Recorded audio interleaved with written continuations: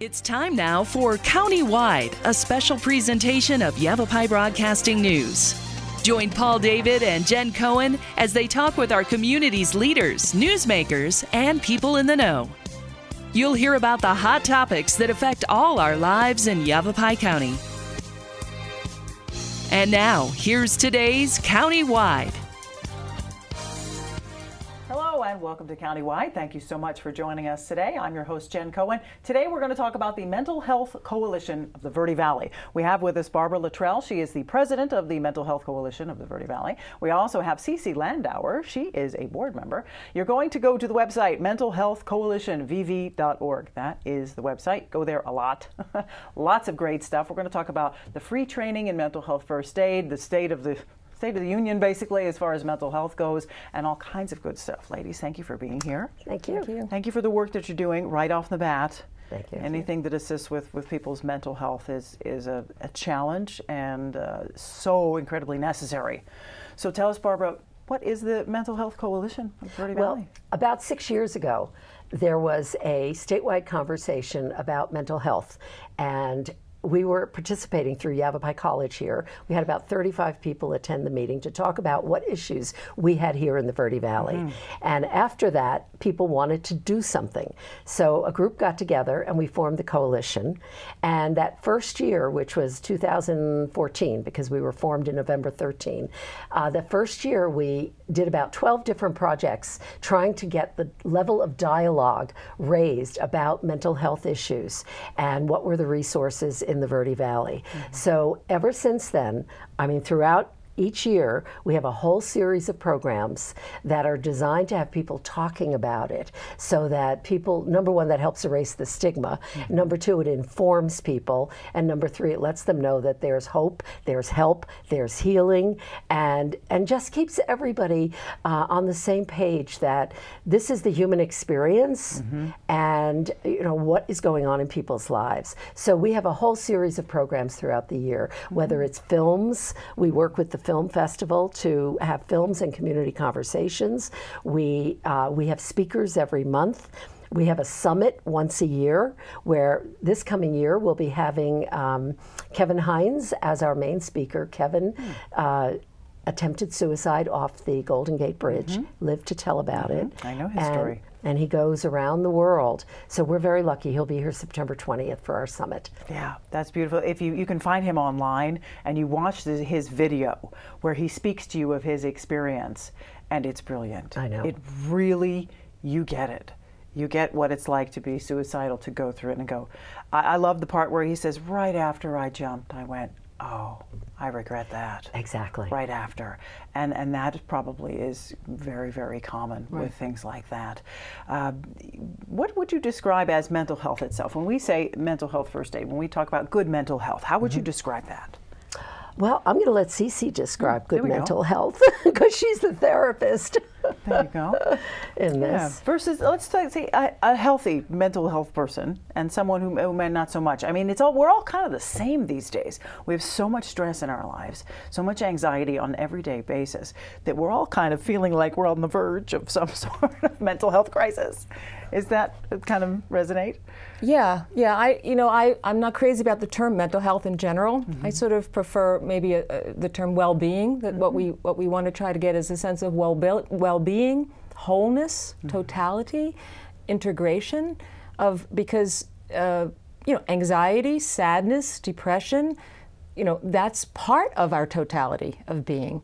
And so we want to be careful to not always pathologize what is part of just the normal human experience, mm-hmm. and to not panic and feel that something's wrong with us just when we're experiencing and going through fluctuations of existence.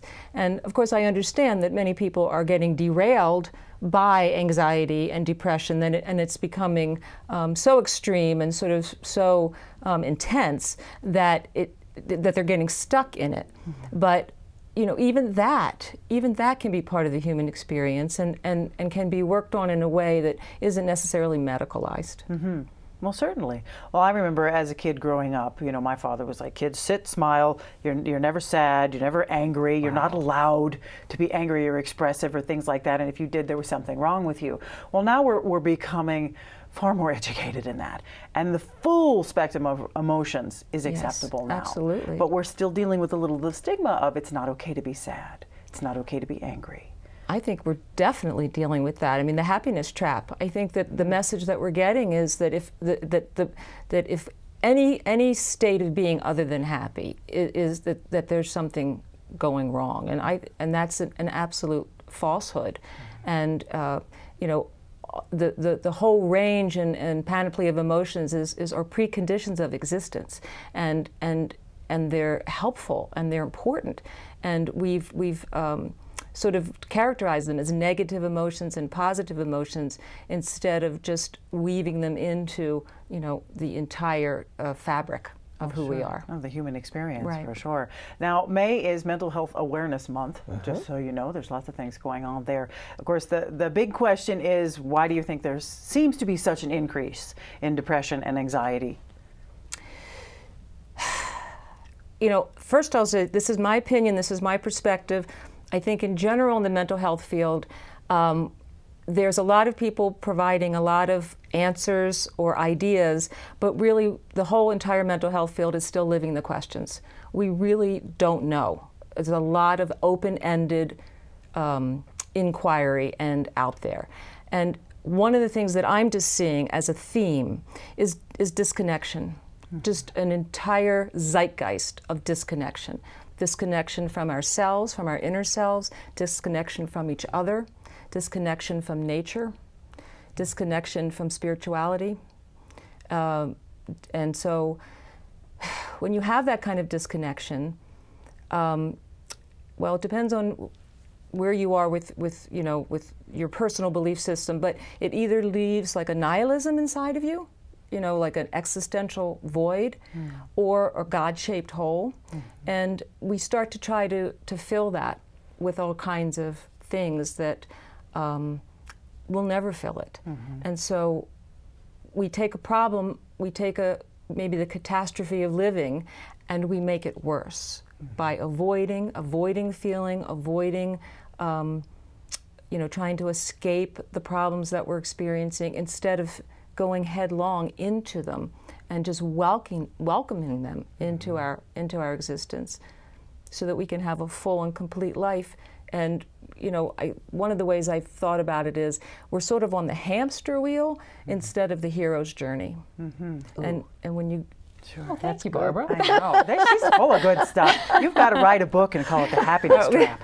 Well, somebody did. Oh. Dang it. I stole that line. Yeah. Russ Harris is one of the ACT practitioners out of Australia. He wrote The Happiness Trap, and I do recommend it. So, but yeah. So you know, when you're sort of in this, it's dehumanizing. We're kind of dehumanizing ourselves. Certainly. And another phrase that you can use is we're sort of in this we've externalized seeking productivity. You know, doing, and we're eschewing presence and being. And so we can't do that, Right. and still maintain our humanity. Well, that is true. That is true. When we see that every day with our kids, and now everybody, you look around the restaurant, everybody's looking like this. That's definitely pulling away from family, from human connection. We're stuck. We have 1,000 Facebook friends, and we think we have 1,000 friends.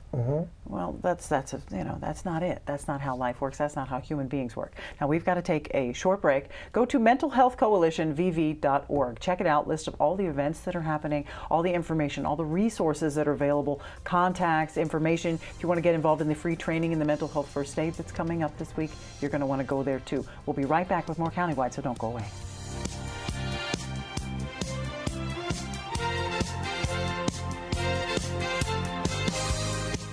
It appears these hot ashes are about to be dumped, which could possibly start a wildfire.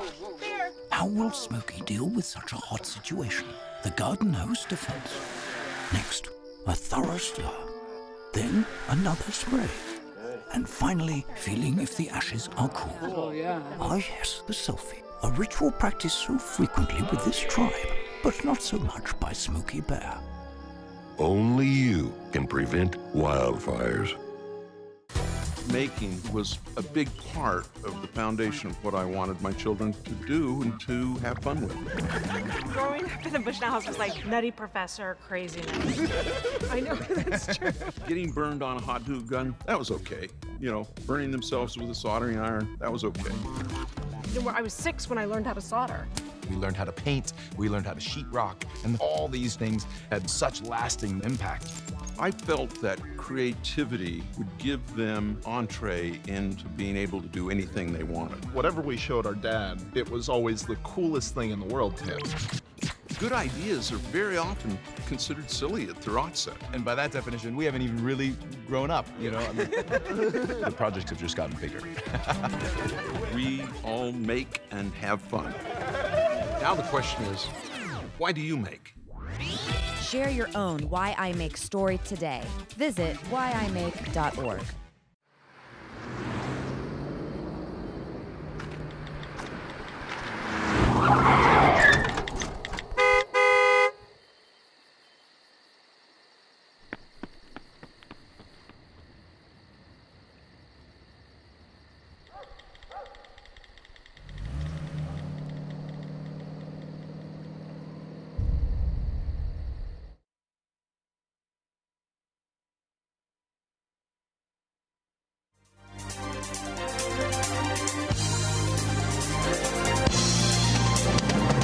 And welcome back to Countywide. We're talking about the Mental Health Coalition Verde Valley. Go to mentalhealthcoalitionvv.org. We have with us Barbara Litrell and Cece Landauer. Now, Cece, you were talking about basically the state of the world right now with depression and anxiety seems to be running rampant. And we've talked about how we've disconnected from each other, from our families and from ourselves, and trying to fill that void of what that once was is now empty, and filling it with things that aren't helping. So what can we do about this? This is a crisis.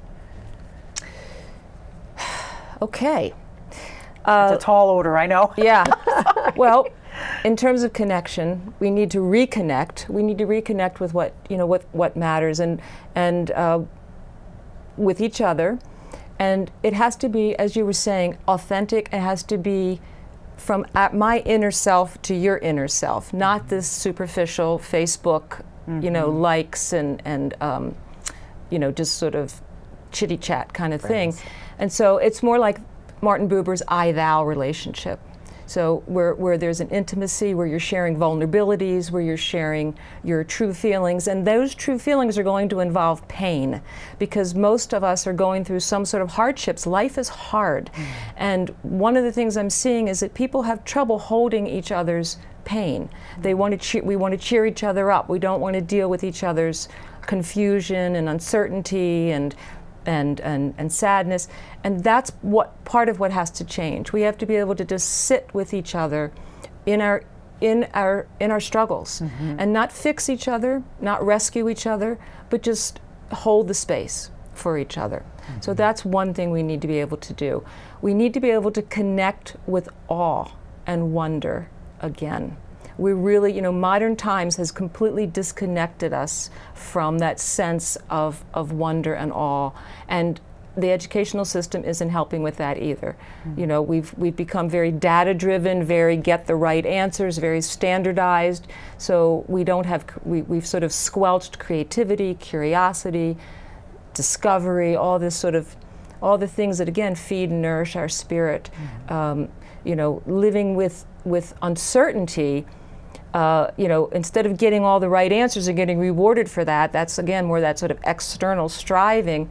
But the real joy is dropping into the plane of potential, the plane of possibility, and with no right answers, with just this open-ended, emerging experience of where is this going to take me, which is also the way we live life. And being able to live with that and connect with that is. It's animating, it animates our spirits, and it gets us off that hamster wheel. Right, and onto the hero's path. I like Absolutely. how you said that. Now. Right. And in case you're wondering, Cece, you are a counselor. Yeah. What is your background? So that's why she's saying all these wonderful things. This woman knows what she's talking about, just in case you hadn't noticed. Now, the Mental Health Coalition does things throughout the year. But because it's May and it's Mental Health Awareness Month, you've got a free mental health training mental health Yes. first aid class coming. Yes. And that is happening on May 17th, so that's Friday, from 8 a.m. to 5 p.m. at the Camp Verde Community Library. Please tell us what that's about. Okay, this is a national program, so there are people across the country. Actually, it started in Australia, and it was brought over here in the 90s, I believe, or early 2000s. And it's a training program, so it is a definite specific program. Everyone is being trained the same way. And what it does is it helps you assess when someone is having an emotional crisis. And it allows you to assess it, to listen non-judgmentally, and to encourage them for professional help or for self-help. And the important thing also is it's almost like CPR for the mind, because if you're trained in CPR and someone's having a heart attack, you're not going to walk away. You're going to do what you were trained to do. And mental health first aid is the same thing, where it teaches you what to do. You're not going to be the therapist, as CC is. You're not going to do an intervention.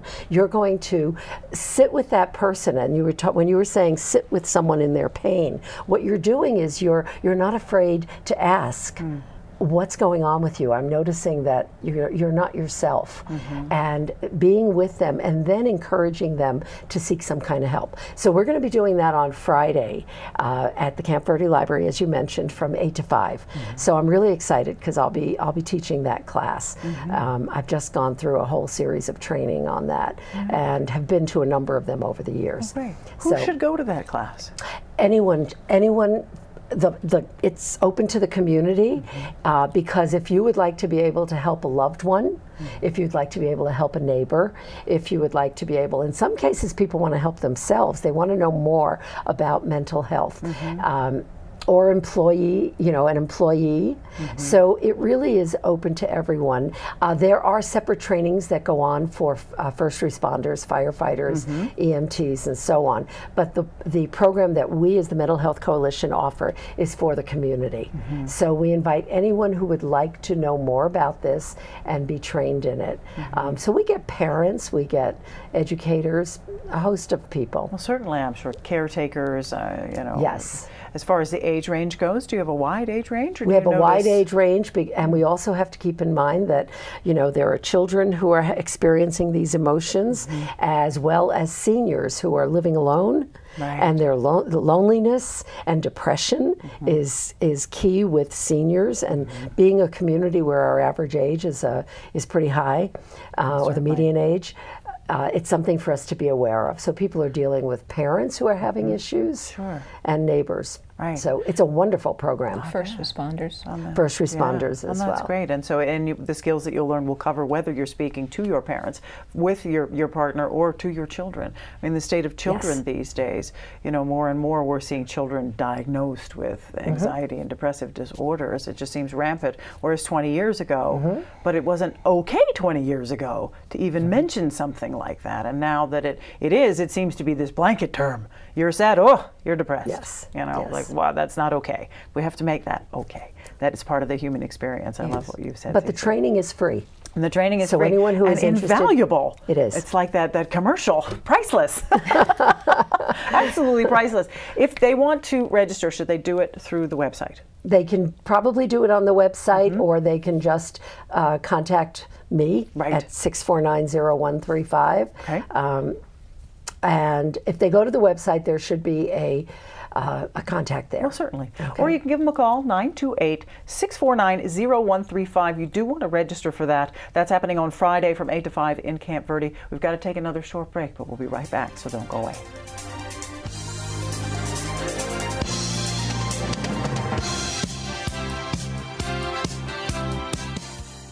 This is Bruce Morrow, Transportation Manager for Cottonwood Area Transit. Remember, we cover the entire Verde Valley and Sedona. Cottonwood Area Transit has you covered wherever you want to ride in the Verde Valley, all day, every day.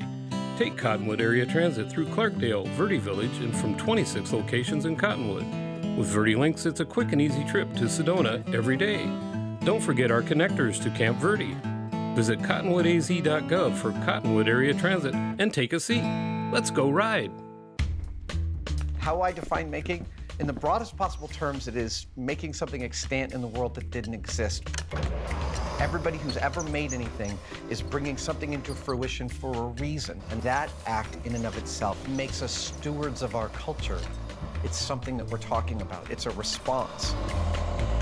Actually, it's telling a story. That's really what it is. And I include everything that could be made. Painting, sculpture, welding, all of that. Yellow is positive. When a kid gets their hands on the world and learns that they can make their fantasy play, that they can make their reality, that's power. And as far as I'm concerned, everyone should feel that kind of power. There we go. If there's something that interests you to bring into the world, that's fantastic. Go figure out how to do it. Go tell your own story. There it is. And so I want to know why you make. Let's go. Share your own Why I Make story today. Visit whyimake.org. 150 over 90. 180 over 111. 160 over 110. I had a stroke. This is what high blood pressure looks like. You might not feel its symptoms, but the results from a stroke are far from invisible or silent. If you've come off your treatment plan, get back on it, or talk with your doctor to create an exercise, diet, and medication plan that works for you. Go to loweryourhbp.org. If I would have followed a treatment plan, I would not be in this situation.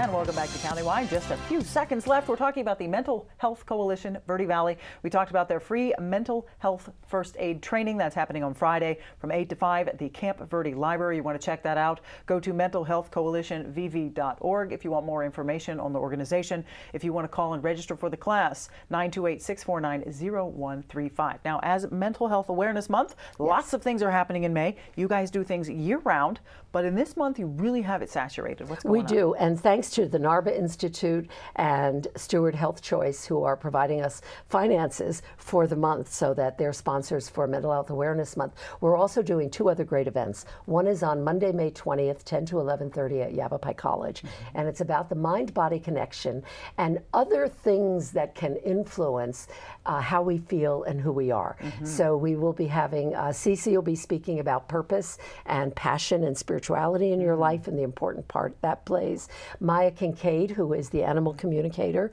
is going to be there talking about the power of pets in your life. Jerry Wesh will be talking about mind-body connection, and I will be talking about the power of therapeutic laughter and humor in your life and the benefits to your mental and physical well-being. So that'll be on May 20th, and I invite everyone to come to that. It's a free program. And then on May 31st, we have a performance of our stories ourselves. For the past several weeks, people have been writing about their stories of living with mental health challenges, and they'll be working with actors who will then act out their stories. And that'll be taking place May 31st, 7 p.m. at Mary Fisher Theater. All of these are listed on our website, and we hope that people will attend because it's a great opportunity to have community conversation. Because after the performance on May 31st, we will be asking the audience to share their thoughts and feelings about this as well. Is that a free program too? No, that's that program is $10, but it's well worth it. But it's well worth it. It's a play, but it's a reality play. Yes. And done, how fascinating that would be to look inside someone's life and experience. And of course, I'm sure it's an experience shared by quite a few people in the world as all of us are struggling it ties us with all something. together. Yeah, that's just life. You know, We're I all say in that this all the time. together. Well, it is what it is. You know, and we will keep going and we will keep doing this. And I have been accused of having a Pollyanna attitude because when bad things happen, I go, well, that happened. And let's now, keep going. That's you know, we have to keep going. We can't, don't gloss over it, but let's work through it. People go, well, you should be wallowing in it and you should be like, no, this is part of life. As you say, Cece, this stuff, depression, anxiety, upset, happiness, melancholy, part of life. We need to accept that and embrace that as part of ourselves. And that's what's happening in the world. But if people educate themselves, Mental Health Coalition, Verde Valley is definitely a great place to start. Thank you, ladies, both for being here. Cece, Barbara, thank you. Make sure you take part in one of the things going on in May and check them out. They do different films and different community discussions throughout the year. Go to mentalhealthcoalitionvv.org. That's all the time we have for Countywide. We'll see you again next time. It's time now for Countywide, a special presentation of Yavapai Broadcasting.